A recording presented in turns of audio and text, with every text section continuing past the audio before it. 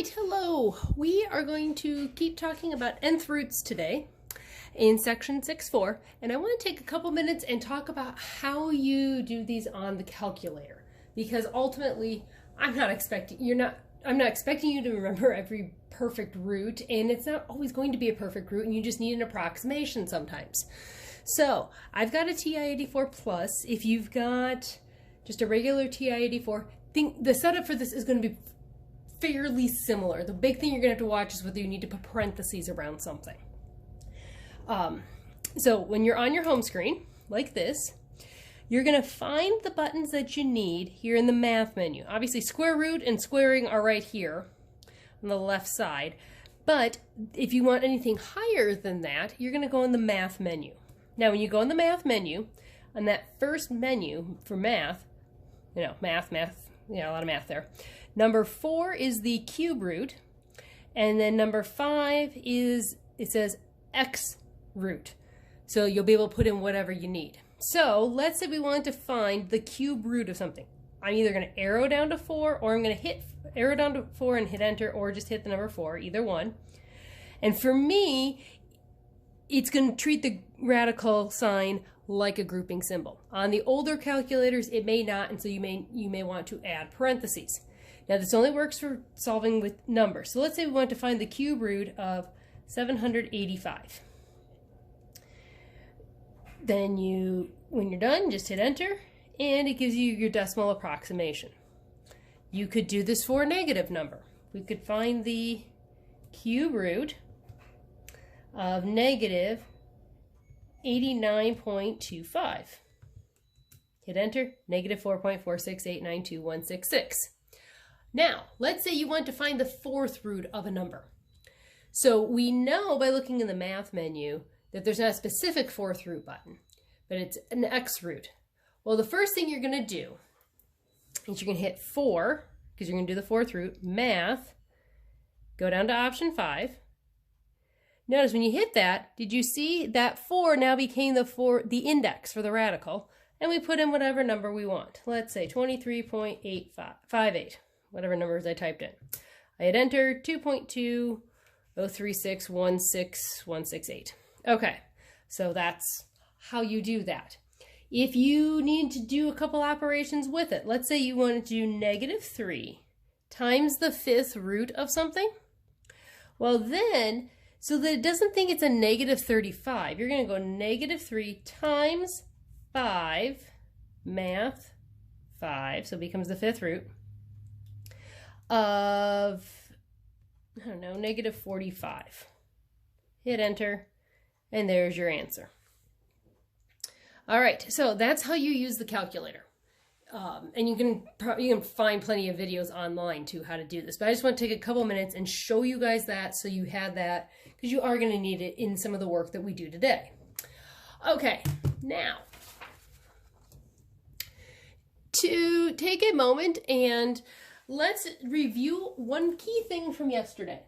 So the simplifying radicals, a lot of it very, I don't want to say straightforward, but in a way straightforward. It's like the square roots, it's just now with different powers.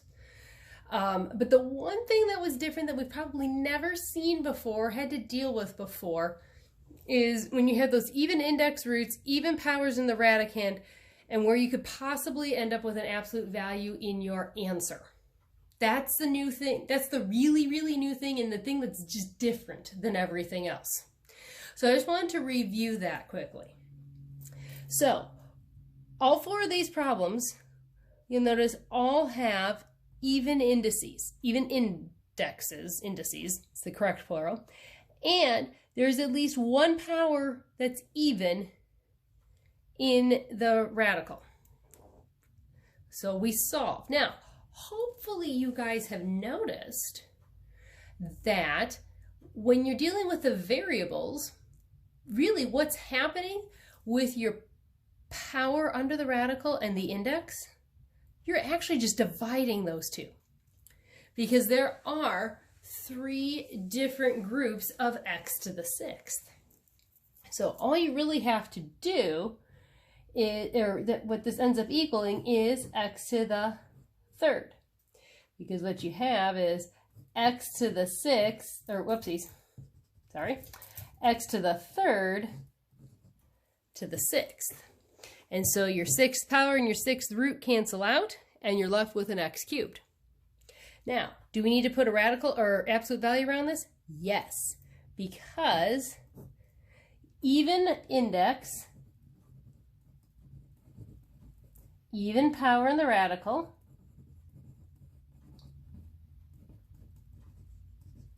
or in the radicand, and an odd power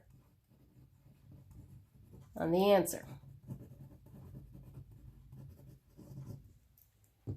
So we're going to say it's the absolute value of x cubed. All right, let's look at example 2. All evens, and really all we've got to do is divide our powers. But for what we're talking about, we're doing 6th root, so we would have d to the 4th to the 6th, so those 6th powers can't, the 6 and the 6 cancel, and x to the 6th to the 6th. So that leaves us with d to the 4th, x to the 6th. Now, do we need to put an absolute value? No, we don't, because both of our powers in our answer are even. So it will keep our answer even, or positive. All right, let's look at example 3. The 8th root of x to the 16th, y to the 8th. Evens again. Even index. Go ahead and just divide your power by your index. That's fine. Your power by your root. Remember that concept of power over root. Or if you want to set it up, then we would have x squared to the 8th and, well, y to the 8th. The 8th powers cancel with the 8th root, so you're left with x squared y. Well, squared is obviously even, but y is just y to the 1st, so it needs an absolute value. All right, number 4. Take the 4th root of 256, which you can just put that on your calculator if you want. So we would say it's the 4th root, so I'm going to go 4, math, 5, 256, it's 4. Get the calculator out of the way. Or in other words, it's also 4 to the 4th, right? And then 5x minus 2 cubed to the 4th. Like I said, if you want to just do your power, divide the power by the root and be done, that is perfectly fine. You don't have to do this in between step. I don't want to confuse anybody that's not doing that. Now, why am I writing the 5x minus 2 quantity cubed in absolute values? Because that part is also an odd power. So just that part of the answer needs to be in absolute value symbols. Okay, last thing. I want to apply or have an application of these nth roots. So down here, this is a lot of plug and chug, or maybe a little bit of solving and then a little plugging and chugging. Think opposite operations, that sort of thing as you solve. So if c equals the 5th root of b squared, and that someone somewhere has taken time to calculate as the number that represents the number of collisions, and b represents the number of bicycle riders per intersection. So the collisions is equal to the 5th root of the number of bikers squared. Estimate the number of collisions at an intersection that has 1,000 bicycle riders per week. So we have our equation. And what does this 1,000 represent? Is it B or is it C? Well, it said 1,000 bicycle riders, so that's going to be B. So the big thing when you're doing word problems, any kind, just interpret the information that you have. Label things. So you know, okay, B is 1,000, well then B is going to go in here and I'm solving for C. So B equals the 5th root of 1,000 squared. Now, if you want to sit here and calculate all that, you can, or the idea behind this is some part of where you're going to practice using your calculator. So you grab your calculator, plug it in. 5, math, 5 for the 5th root of 1,000 squared. Hit enter. Okay, so you get 15.85. And it said estimate the number, so we'll say that's approximately 16 collisions. You're not going to have 15.85 collisions. I don't know how you have 85/100ths of a collision. You know, is that where the guy just kind of gets run up on the curb and doesn't actually get hurt? I don't know. I don't want to find out. So read the question carefully. You got 16 collisions. Now, what if the total number of collisions reported in 1 week is 21? Estimate the number of bicycle riders that pass through the intersection. Well, we still have our equation. C equals the 5th root of b squared. Now, 21, what does that represent? Is that B or C? Hopefully you're saying C.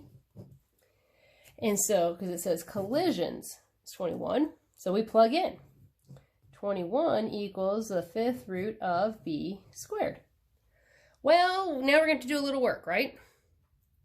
Well, we've got a root. So what undoes our root? The opposite of it. So we'll take this to the 5th power, that to the 5th power. Let's see, find out what is 21 to the 5th. Holy cow, that is a large number. 4084101 equals b squared. How do you get rid of the squared? You square root it. And we're just going to flip this around and say b is equal to, so I'm going to just go second x squared to get the square root, and then I'm going to do second enter. No, I'm not. I'm going to go second x squared, second negative sign. It gives me the previous answer. There we go. That's what I really wanted. And I get my square root of 2020.92. Well, it said estimate again. I don't think we're going to have 92/100ths of a person. So we can just round that up and say 2,021 riders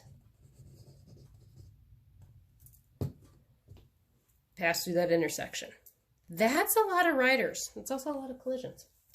Okay, last 2 examples.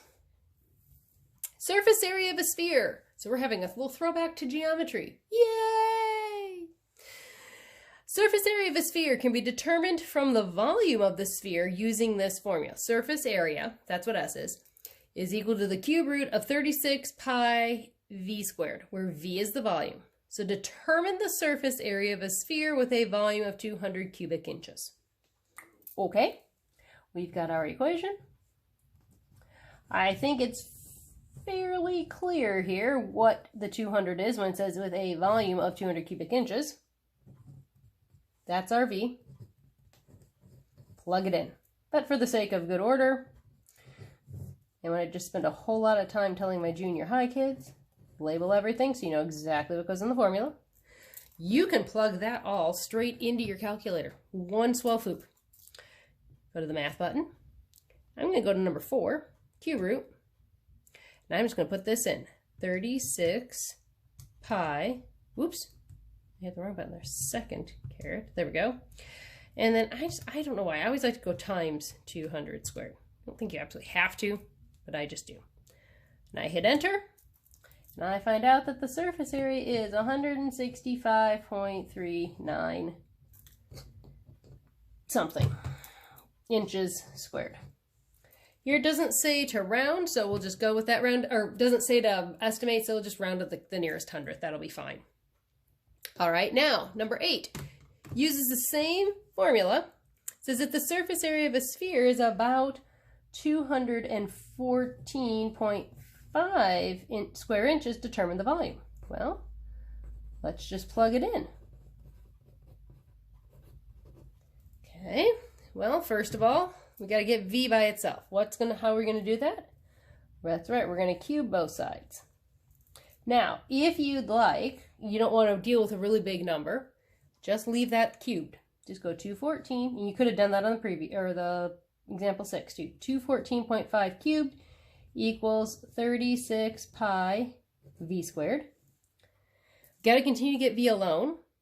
So divide off 36 pi. You can just take that all like that, 36 pi. And then we'll have 214.5 cubed over 36 pi equals v squared. Square root both sides. V is going to equal, oh, this is beautiful, isn't it? 214.5 cubed divided by 36 pi. Now, if you want to get some approximations as you're going, you can. The one reason I don't do that is because you get the more accurate answer if you don't round to the very end. Hopefully at some point in science you've talked about that you get the less you round, the more accurate you are. It tends to come up in science quite a bit. Maybe talked about it in geometry as well. So let's put this in the calculator. Put it in as one giant problem. Square root.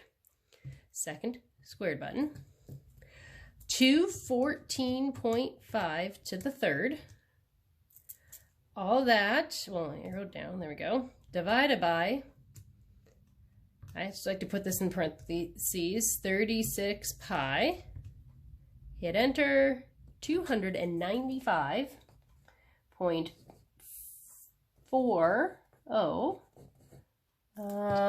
inches cubed. There are our units. So this is the kind of stuff you're going to be practicing today. A little bit on the calculator, not so much the first 4 examples, that was just a quick little reminder, talk through what you guys saw yesterday, and then some of these word problems. Happy practicing!